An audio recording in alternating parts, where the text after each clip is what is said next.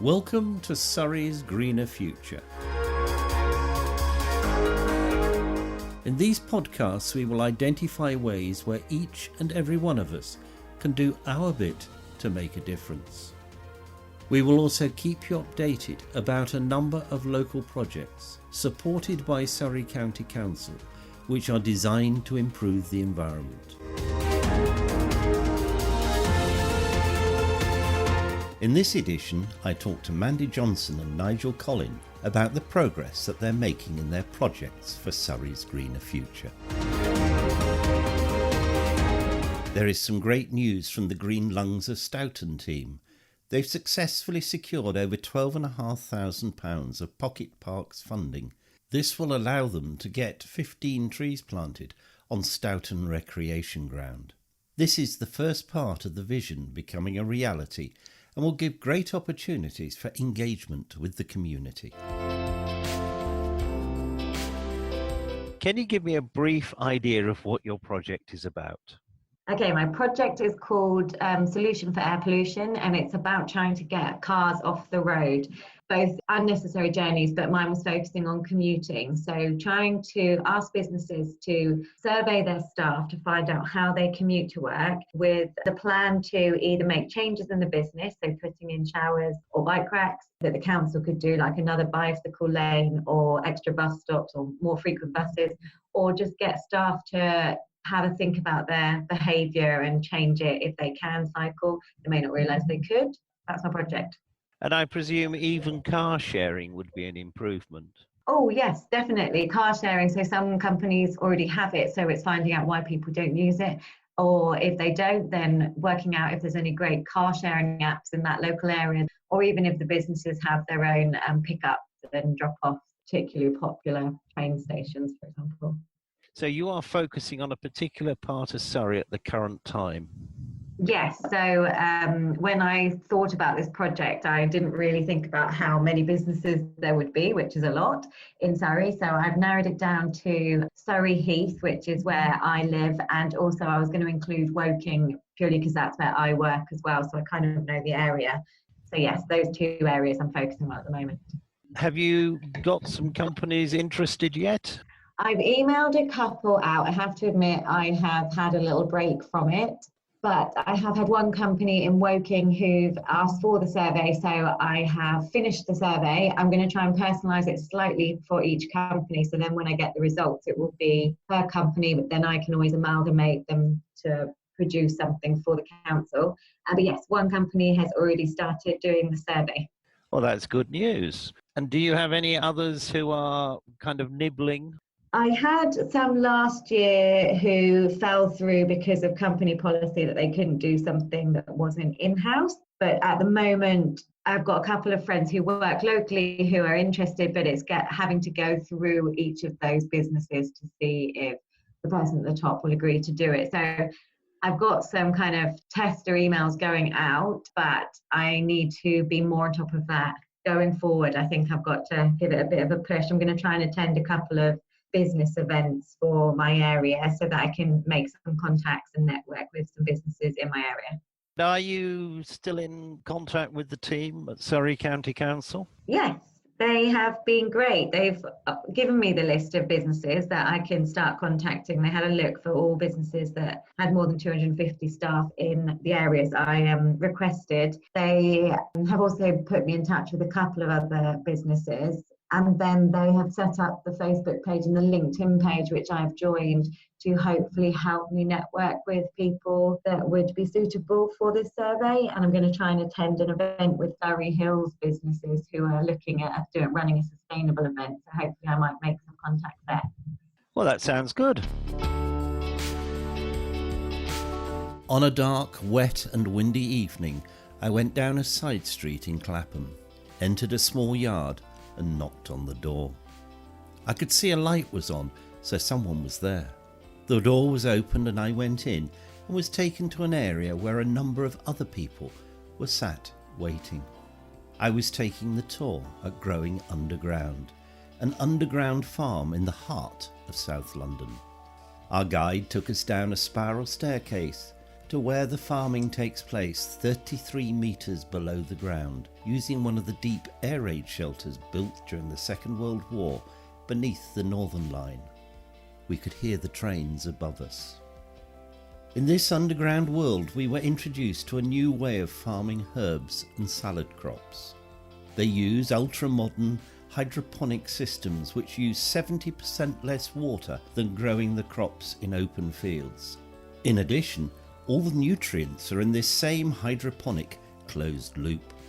The farm is lit by LED lighting, and normally this is off during the day, only coming on if somebody's working on the crops. At night, when there's off-peak power, the plants have their daylight.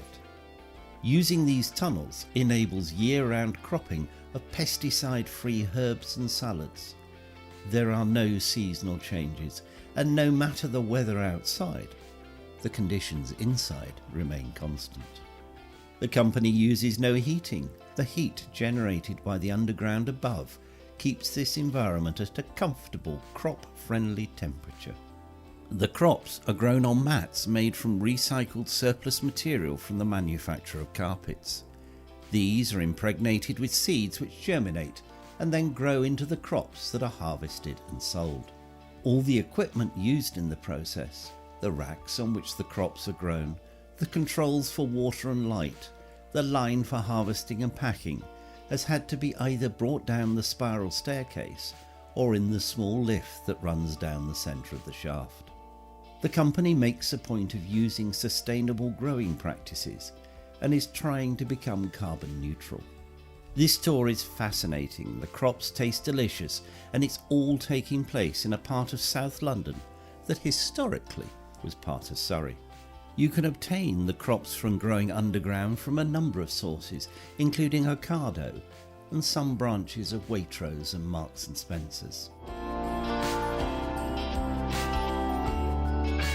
2020 sees the 400th anniversary of the voyage of the Mayflower from Plymouth. Many of the people who will be visiting Plymouth for the anniversary will be unaware of the new Plymouth Sound National Maritime Park. A maritime park is an area of the sea that has been set aside for recreational use or habitat protection, in many ways similar to a national park on land. The Chagos Marine Park in the Indian Ocean is the world's largest, but the most famous is the Great Barrier Reef. Figures have suggested that around 17% of Plymouth's children have never been to the seaside. The marine park is seen as a way of connecting people with their environment.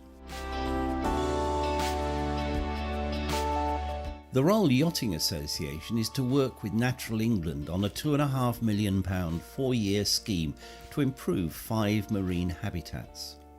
These habitats are the Isles of Scilly, the Fowle and Helford River areas, the Plymouth Sound and its estuaries, Solent Maritime, and also the Essex estuaries.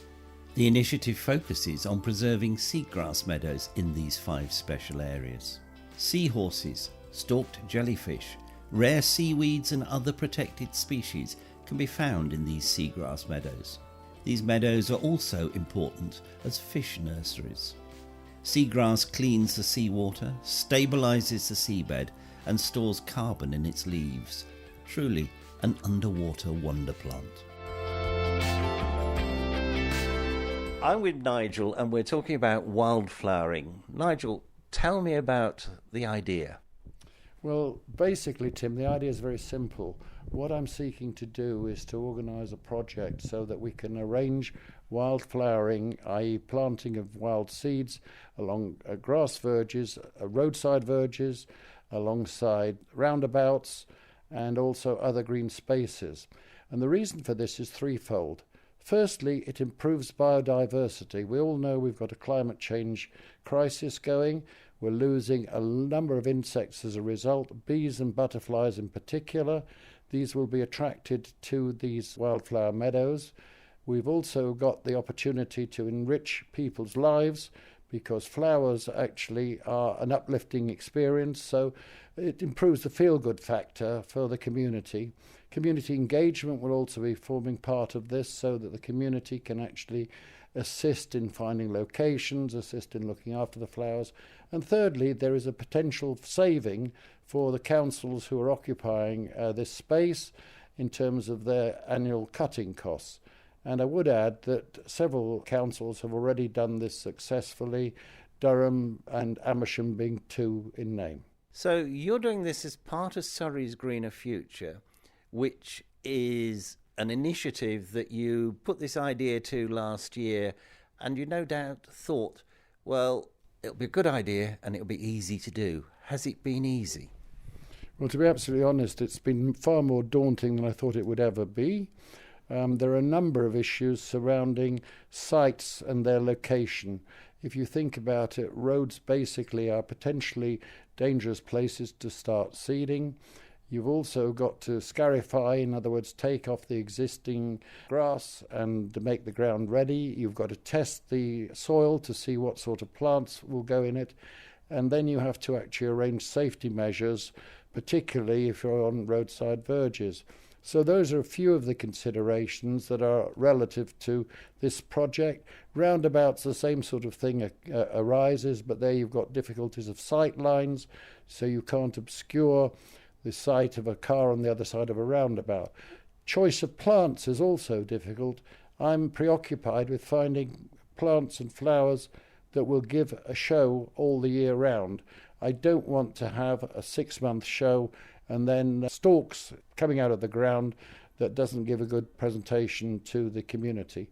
And finally, we have got several communities interested, but we are not able to do everything all at the same time, so we're having to establish what you might call a waiting list. This waiting list, do you think it will be a long time before you get to the end of it? That's a difficult question. I think what we've got to do is to tread quietly and softly to actually see how this works. At the moment, we're delighted to be able to announce that we have got a pilot site organised with Surrey Highways. There are 3 stretches of the A217 which are going to be, if you like, seeded. We want to take pictures of the before, we want photos of the after, and obviously we want to have feedback from the community to see how well this has been embraced and regarded. So the seeding will take place. When would you expect to see the plants actually showing a benefit? Well, it would generally take 2 months. So let's say end of April, beginning of May, through until October, something of that order. And obviously we have to take it gently, step by step, and it may well be that we will actually hold back on further sites until such time as we can see the results of this particular pilot. Now, that's not to say we're going to do nothing in the interim. We are very active looking at alternative sites and further opportunities within Surrey as a whole. And how have you found the help from the council? Well, that's been a very interesting question. What's happened is that over the festive period, I actually looked at the results that we'd had of the showcase, which unfortunately I wasn't able to attend. There were some 19 people who registered their interest. These needed to be analysed to see how they fitted into the whole matrix. In the interim, it was agreed that I would be seeking Surrey's support for this, because without Surrey's central support, the project would have no chance of success. What I have now achieved is that we have a cabinet member who is supporting this. We have a deputy who is a major individual in the Highways Department, and I've set up a committee of 5 people, 3 of whom are Surrey County Council employees who are very much involved in this. And the 4th and 5th, apart from myself, I'm the 5th. The 4th person is somebody who is a lady who's knowledgeable in this area, and her particular forte is she gets things done. So Surrey initially were a little bit reticent, but now through pushing have come through very strongly and very supportive. This is something that you believe is very important and you're passionate about. Are you enjoying it? Enjoyment is a relative subjective view. There are times when I'm absolutely delighted, and times when I'm somewhat frustrated. At the moment, I would say that I am looking forward to seeing the pilot in operation, and yes, I am enjoying it because I have learnt a great deal about the whole area, which, to be honest with you, I knew very little about before I started. Thank you very much.